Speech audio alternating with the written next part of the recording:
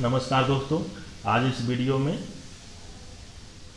UP board सामाजिक विषय के पेपर के लिए हम लेके आए हैं 2022 की तैयारी के उद्देश्य से। आज पहला पाठ इस वीडियो में पढ़ेंगे, यूरोप में राष्ट्रवाद का उदय।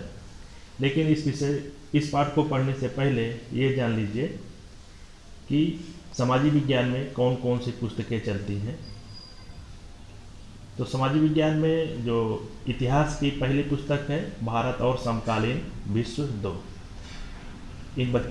तो विद्यार्थियों, आपको ये खरीदना होगा इतिहास, और इसमें 5 अध्याय हैं। पहला है यूरोप में राष्ट्रवाद का उदय, दूसरा है भारत में राष्ट्रवाद, तीसरा है भूमंडलीकृत विश्व का बनना, चौथा अध्याय है औद्योगिकरण का युग, पांचवा अध्याय है मुद्रण, संस्कृत और आधुनिकता। इस खंड में इतिहास के पोर्शन में 20 अंक का प्रश्न आएगा। उसके बाद सामाजिक विज्ञान समकालीन भारत 2 भूगोल, इसमें 7 लेसन है। पहला है संसाधन एवं विकास, दूसरा है वन एवं वन्य जीव संसाधन, तीसरा है जल संसाधन, चौथा है कृषि, पांचवा है खनिज तथा ऊर्जा संसाधन, छठा है विनिर्माण उद्योग, सातवां है राष्ट्रीय अर्थव्यवस्था की जीवन रेखा है। इस पोर्शन में भी 20 अंक के प्रश्न आएंगे यूपी बोर्ड परीक्षा 2022 में। तीसरा खंड है लोकतांत्रिक राजनीति 2, इसमें 8 लेसन है। पहला है सत्ता की साझेदारी, दूसरा है संघवाद, तीसरा है लोकतंत्र और विविधता, चौथा है जात धर्म और लैंगिक मसले, पांचवा अध्याय है जनसंघर्ष और आंदोलन, छठा अध्याय है राजनीतिक दल, सातवां अध्याय है लोकतंत्र के परिणाम, आठवां अध्याय है लोकतंत्र की चुनौतियां। इस पोर्शन में से 15 अंक का प्रश्न पूछे जाएंगे। अगला चौथा खंड है आर्थिक विकास की समझ, अर्थशास्त्र, इसमें 5 अध्याय हैं। पहला लेसन है इसमें विकास, दूसरा है भारतीय अर्थव्यवस्था के क्षेत्रक, तीसरा है मुद्रा और साख, चौथा है वैश्वीकरण और भारतीय अर्थव्यवस्था, पांचवा है उपभोक्ता अधिकार। इस पोर्शन, इस अर्थशास्त्र के बुक से 15 अंक का प्रश्न बोर्ड परीक्षा में आएगा। जो पिछले साल का यूपी बोर्ड का जो नवीन संशोधित पाठ्यक्रम था, उसमें से 4 किताबें चलती हैं, हमने आपको बताया। इतिहास के बुक से 20 अंक, भूगोल के बुक से 20 अंक, नागरिक शास्त्र के बुक से 15 अंक, अर्थशास्त्र के बुक से 15 अंक, टोटल 70 अंक का लिखित एग्जाम होगा आपका बोर्ड में। उसके बाद 30 अंक का आपका प्रोजेक्ट कार्य होगा। 30 अंक का जो प्रोजेक्ट कार्य होता है विद्यालय में आंतरिक मूल्यांकन कहा जाता है, इसे सीसी कहते हैं, कॉम्प्रिहेंसिव कंटिन्यूअस इवैल्यूएशन। 10-10 नंबर का 3 बार होता है। पहला इंटरनल विद्यालय अपने आवश्यकता अनुसार लेता है, लगभग जुलाई में 10 नंबर का होता है। 5 नंबर के इसमें प्रोजेक्ट देते हैं, 5 नंबर का लिखित टेस्ट लेते हैं, टोटल 10 अंक का एक बार होता है। दूसरा सितंबर-अक्टूबर में लिया जाता है 10 नंबर का, इसमें भी वही 5 नंबर का प्रोजेक्ट, 5 नंबर का लिखित परीक्षा, और जो अंतिम होता है इंटरनल मूल्य का, वो जनवरी या दिसंबर के लास्ट, जनवरी के फर्स्ट वीक में लिया जाता है। ये भी 10 नंबर का होता है, 5 नंबर का प्रोजेक्ट होता है, 5 नंबर का लिखित परीक्षा, टोटल 30 अंक। ये जो 30 अंक है विद्यालय स्तर पर दिया जाता है, 70 नंबर का लिखित होता है, कुल 100 अंक का पेपर होता है सामाजिक विषय। आइए आप इतिहास का पहला चैप्टर जो है यूरोप में राष्ट्रवाद का उदय। अब आप देख ही रहे, जो पाठ का नाम है यूरोप। सबसे पहले यूरोप के बारे में जानिए। यूरोप एक महाद्वीप है। पृथ्वी पर 7 महाद्वीप हैं। पृथ्वी के 7 सबसे बड़े ठोस जो सतह के टुकड़े हैं उन्हें महाद्वीप कहा गया, और उन्हें अलग अलग नाम भी दिया गया, जिनके नाम कुछ इस प्रकार हैं। पहला है एशिया महाद्वीप, विश्व का सबसे बड़ा महाद्वीप है। दूसरे नंबर पर अफ्रीका महाद्वीप, तीसरे स्थान पर क्षेत्रफल की दृष्टि से उत्तरी अमेरिका, चौथे स्थान पर क्षेत्रफल की दृष्टि से दक्षिण अमेरिका, 5वें स्थान पर अंटार्कटिका महाद्वीप, छठे नंबर पर है यूरोप महाद्वीप, सातवां है ऑस्ट्रेलिया महाद्वीप। ये यूरोप महाद्वीप का ये नक्शा है, इसको आप देख लीजिए, नक्शा भी भरने का आता है। यूरोप महाद्वीप उत्तरी गोलार्ध का सबसे छोटा महाद्वीप है, क्षेत्रफल की दृष्टि से छठा बड़ा महाद्वीप है। इसे प्रायद्वीपों का प्रायद्वीप या यूरेशिया का प्रायद्वीप कहते हैं। यूरोप महाद्वीप लगभग 83 देशों का समूह है। यूरोप महाद्वीप में लगभग 83 देशों का समूह है। अब राष्ट्रवाद क्या है? राष्ट्रवाद सामान्य अर्थों में राष्ट्रवाद एक भौगोलिक सीमा में रहने वाले समुदायों के बीच राजनीतिक, आर्थिक, सामाजिक और सांस्कृतिक एकता की भावना से संबंधित है। इसे ही राष्ट्रवाद कहते हैं। आर्थिक, सामाजिक, सांस्कृतिक, राजनीतिक, ये जो साझी संस्कृति की जो विरासत है, एक निश्चित सीमा के अंदर रहने वाले समुदायों के बीच जब आपसी संबंध मजबूत होता है और अपने देश के लिए मर मिटने के लिए तैयार रहते हैं, इसे ही राष्ट्रवाद कहा जाता है। राष्ट्रवाद की पहली स्पष्ट अभिव्यक्ति यूरोप के फ्रांसीसी क्रांति के साथ 1789 में हुई थी।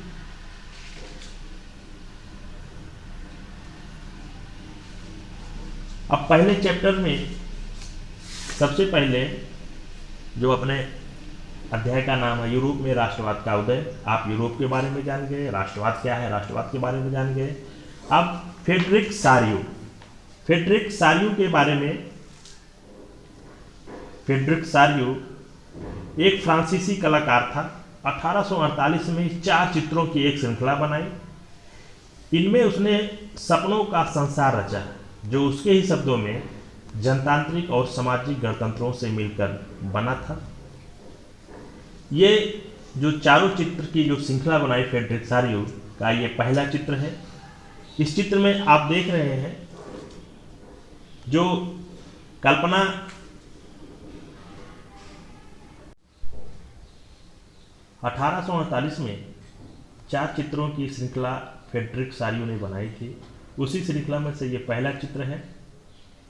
इनमें उसने सपनों का एक संचार रचा, जो उसके शब्दों में जनतांत्रिक और सामाजिक गणतंत्रों से मिलकर बना था। इस चित्र में आप देख रहे होंगे यूरोप और अमेरिका के लोग दिखाए गए हैं। सभी उम्र और सामाजिक वर्ग के स्त्री पुरुष एक लंबी कतार में स्वतंत्रता की प्रतिमा की वंदना करते हुए जा रहे हैं। फ्रांसीसी क्रांति के दौरान कलाकार स्वतंत्रता को एक महिला का रूप प्रदान किया करते थे, जिसे अंग्रेजी में स्टैचू ऑफ लिबर्टी कहते हैं। ये आप वाइट कलर की जो प्रतिमा है आप देख रहे होंगे इस चित्र में। स्वतंत्रता की महिला एक हाथ में ज्ञानोदय की मशाल, ये जो हाथ में उठाए हैं ये ज्ञानोदय की मशाल है। दूसरे हाथ में मनुष्य के अधिकारों का घोषणा पत्र। जमीन पर निरंकुश संस्थानों के ध्वस्त अवशेष बिखरे हैं। सामने आप देख रहे होंगे ताज, ये जो निरंकुश शासक थे, जो उस समय राजतंत्र था, उनके ये जो मुकुट वगैरह हैं ये अब गिरे हुए हैं, ये ध्वस्त अवशेष बिखरे हैं। ऊपर से स्वर्ग से ईसा मसीह, संत और फरिश्ते इस दृश्य पर अपनी नजर जमाए हुए हैं। अब इस चित्र को से आगे चलते हैं। जैसा कि आप चित्र में देखे ही हैं, अभी इस चित्र में यूरोप और अमेरिका के लोग दिखाए गए हैं। सभी उम्र और सामाजिक वर्ग के स्त्री पुरुष एक लंबी कतार में स्वतंत्रता की प्रतिमा की वंदना करते हुए जा रहे हैं। फ्रांसीसी क्रांति के दौरान जो फ्रांसीसी कलाकार एक स्वतंत्रता के लिए एक सिंबॉलिक रूप प्रदान किया था, वह महिला का रूप प्रदान किए थे, जिसे अंग्रेजी में स्टैचू ऑफ लिबर्टी कहते हैं। आप देख रहे होंगे इस फोटो में एक हाथ में ज्ञानोदय की मशाल, दूसरे हाथ में मनुष्यों का अधिकार घोषणा पत्र। स्वतंत्रता की महिला एक हाथ में ज्ञानोदय की मशाल तथा दूसरे हाथ में मनुष्यों के अधिकारों का घोषणा पत्र। अब ज्ञानोदय क्या है? ज्ञानोदय जैसे इस जो स्वतंत्रता की जो महिला है, जो एक हाथ में ज्ञानोदय की मशाल लिया है, ज्ञानोदय क्या है? कि जो पूर्व में प्रचलित मान्यताएं और परंपराओं से हटकर नए तरह के ज्ञान का अभ्युदय हुआ है। इसका जो सिंबल ज्ञानोदय का, अर्थात जो पूर्व में जो प्रचलित हैं मान्यताएं हैं परंपराएं हैं, अब उस पर हट करके एक नए ज्ञान तरफ, जिसमें तार्किक कार्य और काल का संबंध, ऐसे वैज्ञानिक सोच के डेवलप करने के लिए जो ये एक मसाल रूपी ज्ञानोदय का जो दिखाया जा रहा है, ये ज्ञानोदय का सिंबल है। आप इस फोटो में भी आप देखे थे, जमीन पर निरंकुश संस्थानों के ध्वस्त अवशेष बिखरे हुए हैं। निरंकुश का क्या अर्थ है? ऐसी सरकार यह शासन व्यवस्था जिसकी सत्ता पर किसी प्रकार का कोई अंकुश या नियंत्रण नहीं होता है, ऐसी सरकारें दमनकारी होती हैं। यानी कि राजतंत्र में किसी का कोई अंकुश नहीं होता है, राजा अपने विवेक से जो कार्य करता है उस पर जनता का कोई नियंत्रण नहीं होता है, इसे ही निरंकुश शासन कहते हैं। ये जो श्रृंखला फ्रेडरिक सारियो का चित्र आप लोगों ने देखा, जो कल्पनादर्श यानी जो इमेजिन करके बनाया है, यूटोपिया हिंदी में, अंग्रेजी में यूटोपिया, हिंदी में कल्पनादर्श कहते हैं। एक ऐसे समाज कल्पना करना जो इतना आदर्श है कि उसका साकार होना लगभग असंभव है। ऐसा स्वप्न देखा जिसका साकार ही न हो, उसे यूटोपिया कहते हैं। ऊपर स्वर्ग से ईसा मसीह, संत और फरिश्ते इस दृश्य पर अपनी नज़र जमाए हुए हैं। चित्रकार ने इनका इस्तेमाल दुनिया के राष्ट्रों के बीच भाईचारे के प्रतीक के रूप में किया।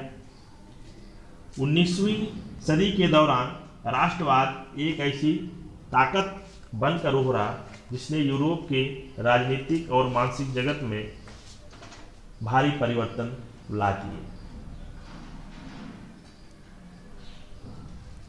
इन परिवर्तनों से यूरोप के बहुराष्ट्रीय वंशीय साम्राज्यों के स्थान पर राष्ट्र राज्य का उदय हुआ। अब राष्ट्र राज्य का क्या है? एक ऐसा आधुनिक राज्य जिसमें एक केंद्रित शक्ति की प्रभुसत्ता हो तथा उसके शासकों और अधिकांश नागरिकों में एक साझा पहचान का भाव हो और साझा इतिहास का विरासत की भावना हो, उसे राष्ट्र राज्य कहते हैं। ये इंपॉर्टेंट प्रश्न है, 1 नंबर का आ सकता है, इसको आप लिख सकते हैं। राष्ट्र राज्य का क्या अर्थ है? प्रभुसत्ता, इस शब्द का प्रयोग राष्ट्र के पूर्ण अधिकार के लिए किया जाता है। राष्ट्र के पूर्ण अधिकार में कोई दूसरा राष्ट्र हस्तक्षेप नहीं कर सकता है, अर्थात राष्ट्रीय निर्णय लेने की स्वतंत्रता जो पहले राजतंत्रों के पास थी, किंतु फ्रांस की क्रांति के बाद यह नागरिकों के पास आ गई। जनमत संग्रह, एक प्रत्यक्ष मतदान जिसके माध्यम से एक क्षेत्र के सभी लोगों से एक प्रस्ताव को स्वीकार या अस्वीकार करने के लिए जो पूछा जाता है उसे क्या कहा जाता है? जनमत संग्रह। आज की इस वीडियो में बच्चों आप लोगों ने समाज विज्ञान का पाठ्यक्रम जाना और यूरोप महाद्वीप के बारे में जाना, राष्ट्रवाद क्या है, फ्रेडरिक सारियो के बारे में पढ़ा, फ्रेडरिक सारियो के द्वारा बनाया हुआ चित्र श्रृंखला 1 के बारे में जाना। उसके बाद आप यूटोपिया क्या है, राष्ट्र राज्य क्या है, प्रभुसत्ता क्या है, जनमत संग्रह क्या है, इसके बारे में आपको बारे में बताया गया। यदि आपको अच्छा लगे तो कमेंट बॉक्स में कमेंट करिए, हमारे चैनल को सब्सक्राइब करें, लाइक करें। आज के इस वीडियो में बस इतना ही। Thank you.